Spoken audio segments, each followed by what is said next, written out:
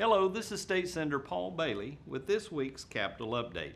The General Assembly is now at the midpoint of our 2019 legislative session and we're moving at full steam.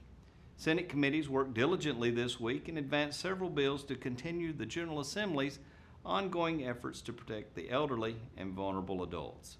Senate Bill 1039, which was approved by the Senate Judiciary Committee this week, increases penalties for the most dangerous crimes involving elder abuse. It is hard to believe anyone would harm senior citizens or a person with disabilities. It's even harder to believe when these injuries are inflicted by a family member or a caregiver. However, according to the U.S. Bureau of Justice Statistics, more than 9% of seniors nationwide will experience some type of abuse, and these statistics reflect only the crimes reported, which is why elder abuse is called the silent crisis.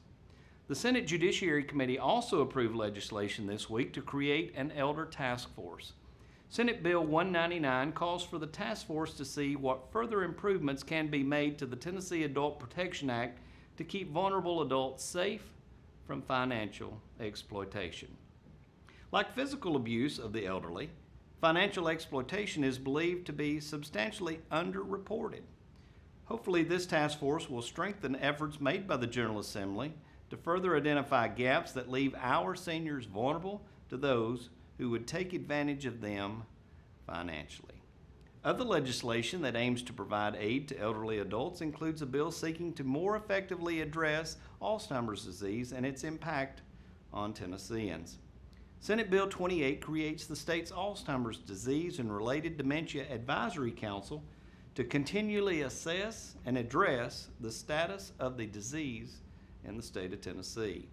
Approximately 120,000 Tennesseans suffer with this disease, and Tennessee ranks 4th in the nation for Alzheimer's related deaths.